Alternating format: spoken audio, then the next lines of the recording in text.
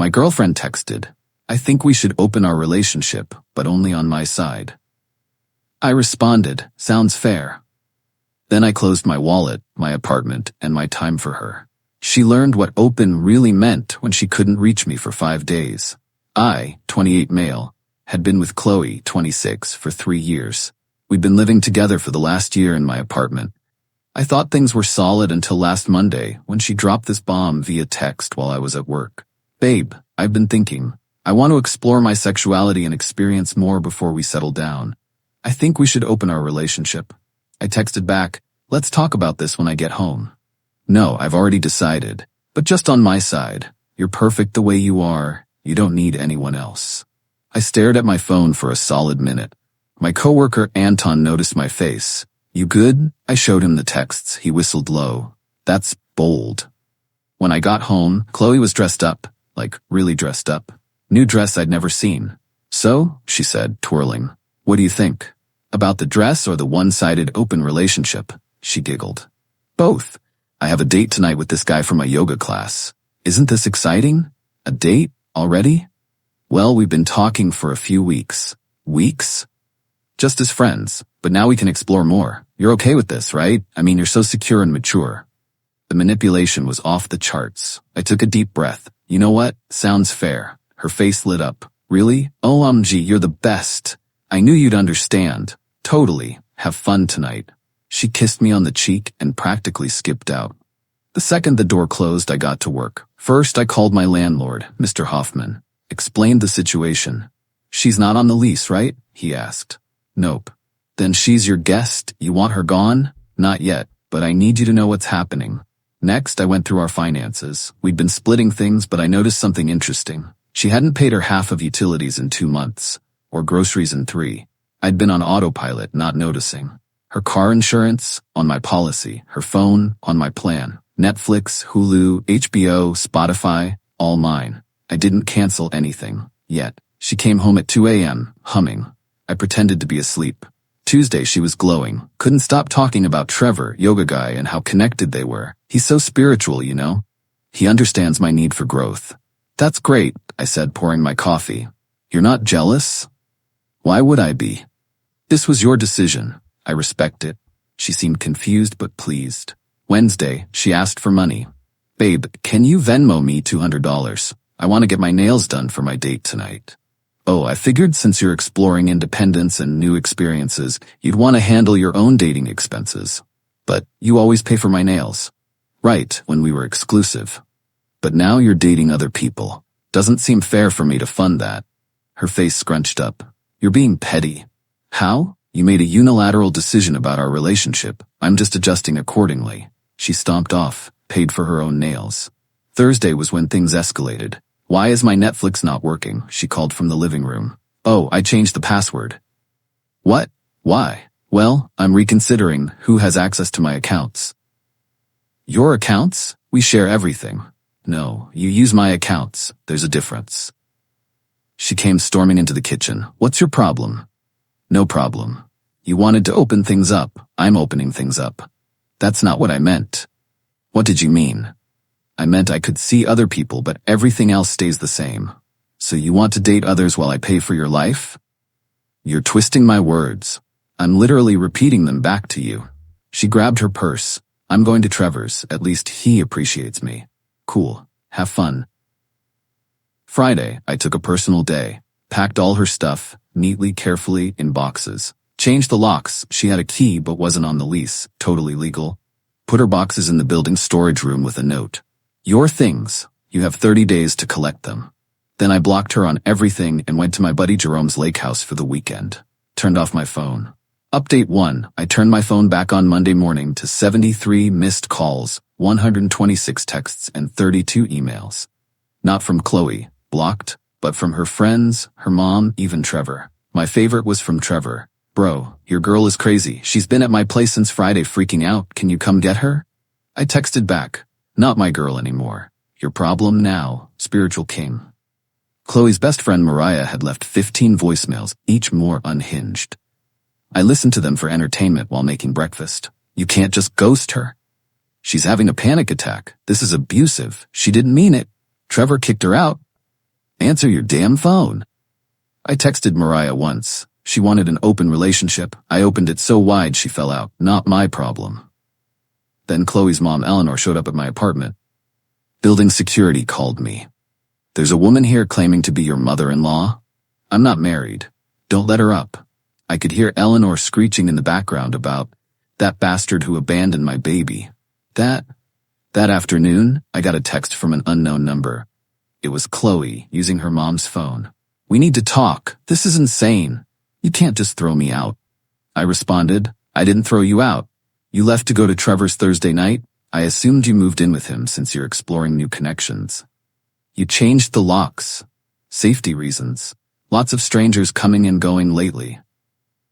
That's not funny. Neither is being told your girlfriend wants to sleep around while you foot the bill. I never said that.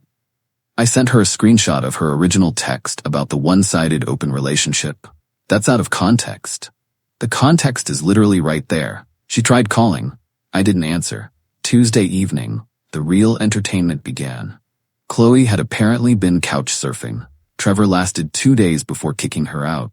She went to Mariah's, but Mariah's boyfriend wasn't cool with it. Then to her mom's, but Eleanor lived in a studio apartment. According to Instagram, I had a burner account. She was posting cryptic quotes about toxic men and narcissistic abuse, and when he can't handle a strong, independent woman.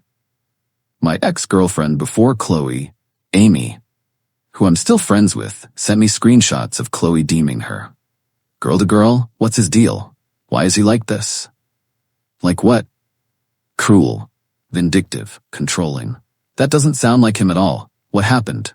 I just asked for some space to explore myself and he evicted me.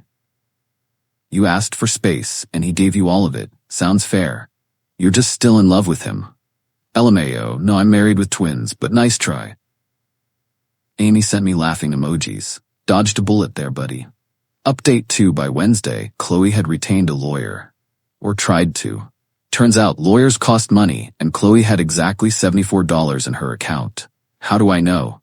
Because she accidentally sent me a screenshot meant for Mariah showing her bank balance while complaining about financial abuse. Her mom Eleanor called me from a different number Thursday morning. You need to take her back. No, she made a mistake. She made a choice. She's staying in my studio. I can't live like this. Maybe you should have raised her to understand consequences. How dare you? I hung up. Thursday afternoon, I get a call from my building manager. Hey, just a heads up, someone tried to break into your apartment. What? Don't worry, they didn't get in. New locks held. We have it on camera. Want to press charges? I watched the footage. It was Qley, trying her old key, then attempting to jimmy the lock with a credit card like she saw in movies. Security approached her and she ran. I decided not to press charges, but did file a police report for documentation. That evening, Trevor reached out again. Dude, I'm sorry, I didn't know she had a boyfriend. You didn't know? You met her at yoga. She talked about me. She said you were her ex, said you were controlling, and she finally got free. I sent him the timeline. Her text about opening the relationship, dated Monday. Her first date with him, that same night. Holy shit, she played me. Yup. She told me you were abusive, said you controlled all the money and wouldn't let her see friends. I paid for everything because she spent her money on yoga classes and weed. Never stopped her from seeing anyone. Damn. She's at some dude named Kyle's place now, Gabu. Met him on Tinder Tuesday. Already, it's been 4 days since she left my place. Bro, she's been active. Matched with like 50 dudes talking about needing a place to stay. Friday morning I get served.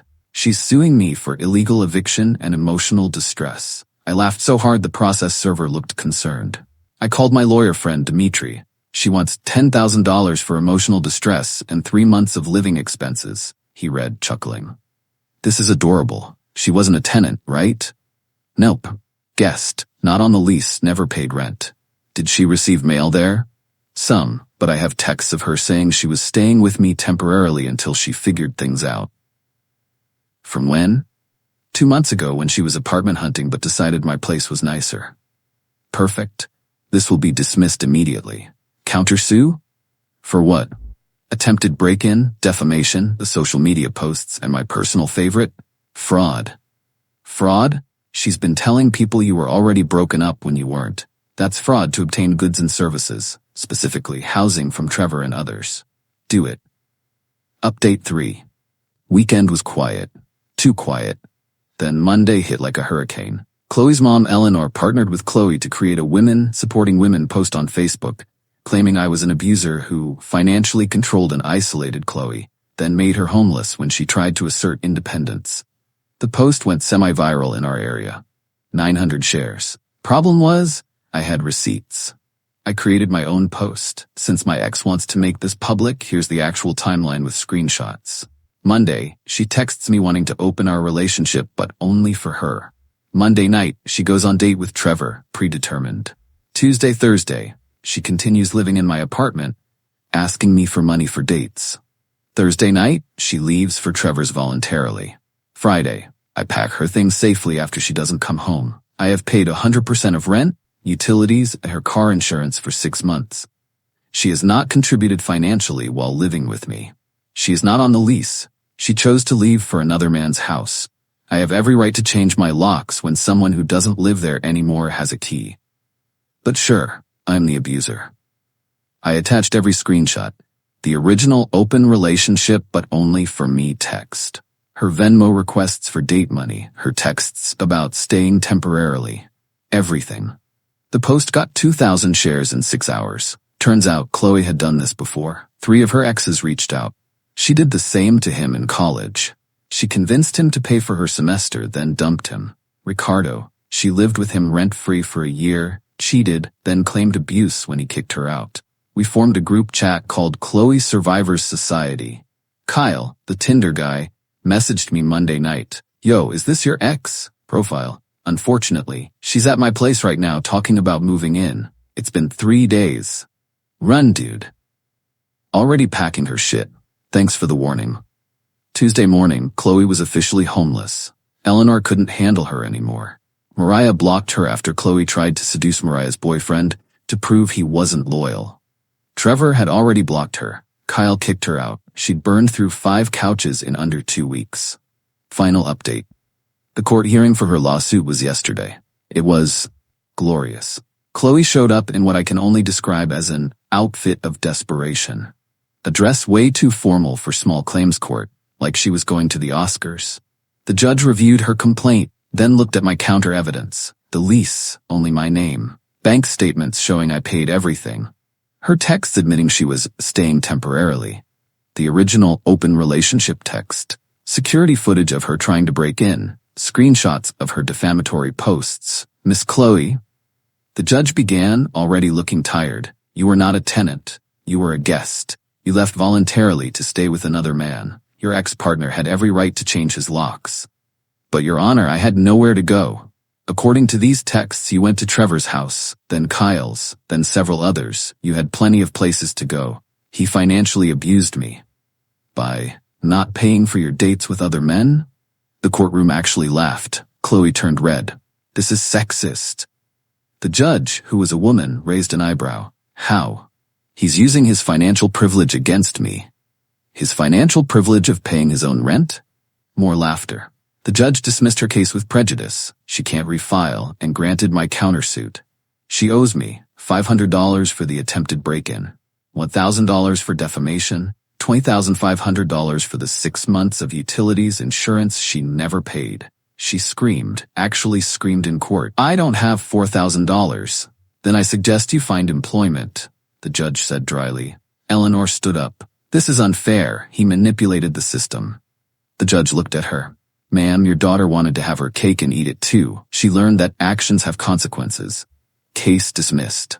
Outside the courthouse, Qley tried one last manipulation. I loved you, she said, fake tears rolling. How could you do this to me? You did this to yourself. You wanted to open the relationship. I just opened it all the way.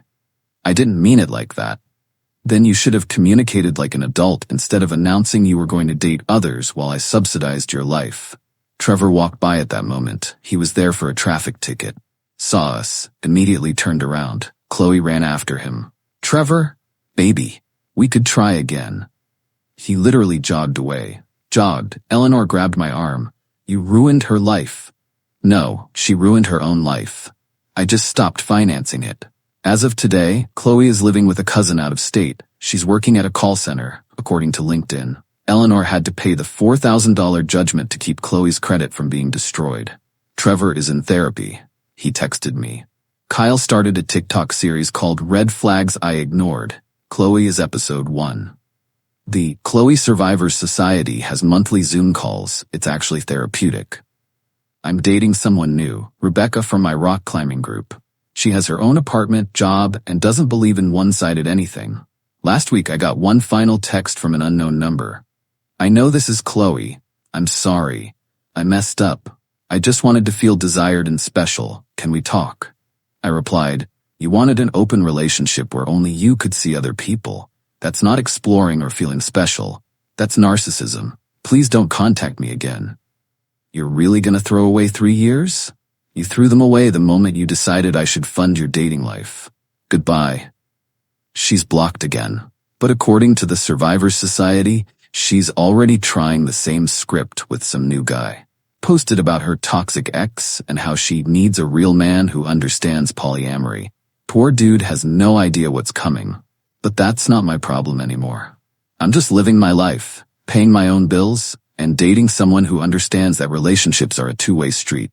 Funny how opening the relationship all the way ended up closing it permanently. Play stupid games, win stupid prizes. Edit. For those asking, yes, this is all legal. She was never a tenant, just a guest. The judge confirmed this. Edit 2. Kyle's TikTok is blowing up. Qley tried to copyright strike it, but she has no grounds. Edit 3. Rebecca read this and laughed so hard she cried. She says Qley reminds her of her college roommate who wanted an open fridge policy, but only for her food.